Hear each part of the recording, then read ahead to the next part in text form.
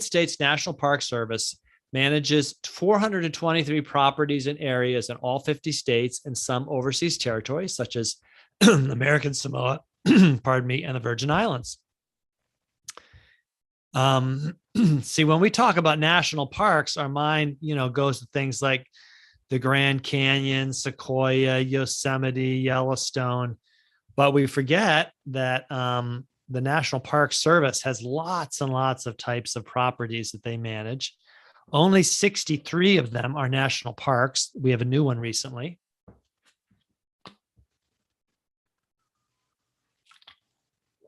The 63rd, actually, the newest is here in Virginia. the New River,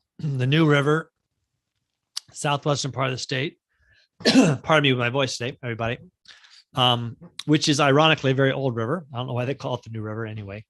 And I've got a book right here that was sent me by another learner, Moon's Guide to the 62 National Parks, brand new book, but it already is obsolete because it doesn't have the 63rd.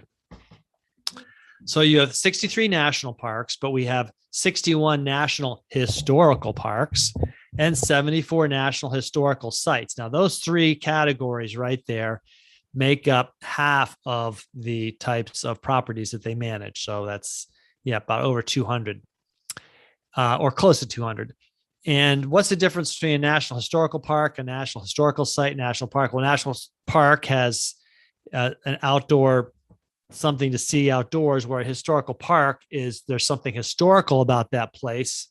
And then there's historical sites, which might just be a building or a couple buildings together, not a very large property. That's what we have more of than anything else in the system, national park system.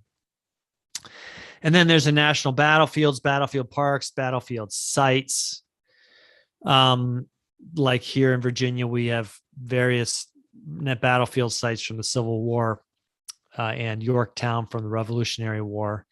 There are also national seashores, like one I've been to. I've been to a couple, one in the last few years. Assateague Island is a national seashore that I go to, and Cape Cod also is a national seashore. Some of the other types of designations that are in the system, there are lake shores. So those of you up in Michigan, you have two national lake shores, Bear Dunes, and actually you have three. You have Bear Dunes, you have Painted Rocks, and Isle Royale. Isle Royale is actually not a national lake shore, it's a national park. There are national recreation areas, so often those are like dams where they've got a lake. There are scenic rivers, of which there are many. There are monuments, which might just be an obelisk or something somewhere. And there are trails, and trails are not necessarily, they could be like a walking or biking trail. They could also be like a long route from, it's 500 miles long through various states. They now some of those designated as national trails. This is one near me. This is actually very nearby. This is the C&O Canal towpath, and it's a national park site, and it combines actually a bunch of these kinds of things into it, because I think it might be a trail and a river and various things all together. It's this Chesapeake and Ohio towpath, goes from Cumberland, Maryland to Washington, D.C., 185 miles. You can bike it. It is really fun to bike. I have biked it. That's what it looks like.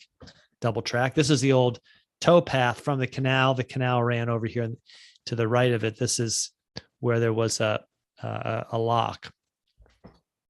I thought that looked familiar. I was going to ask you where that picture was taken, because it looks like we've been there before. If you've biked it, you've been there. I don't remember which lock number this is.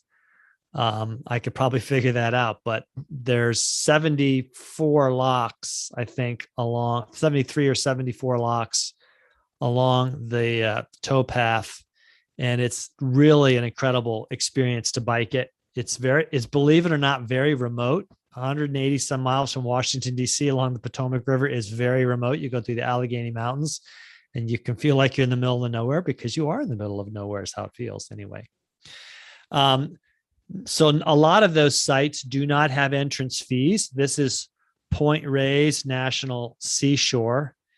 I think it's a national seashore. It's in California. This is north of San Francisco, and I've been there, been out to that lighthouse. It's really a great place to be.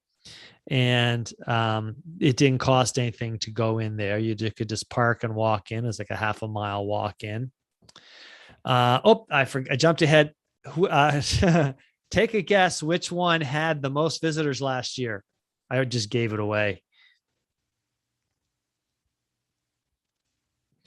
Blue Ridge Parkway, which is a national parkway, had the most numbers of visitors, and they're kind of, visitors, people that drove along it count. So in 2020, it had the most.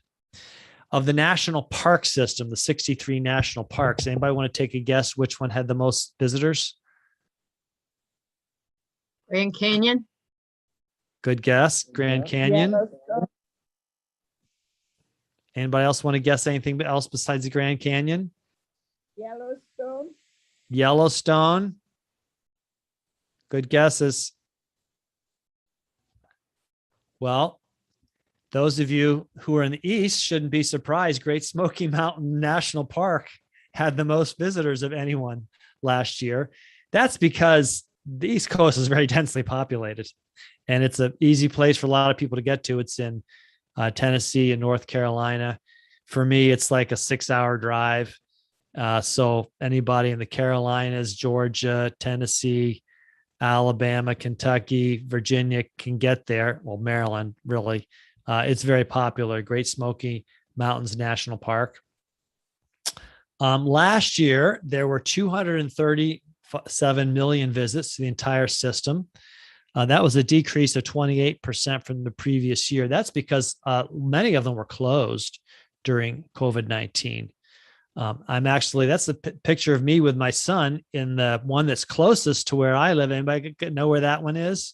I'm in the Shenandoah Valley of Western Virginia. I should have mentioned at the outset. That is Shenandoah National Park, which has something going through it called a Skyline Drive. And we are on a hike off of Skyline Drive in the Shenandoah National Park.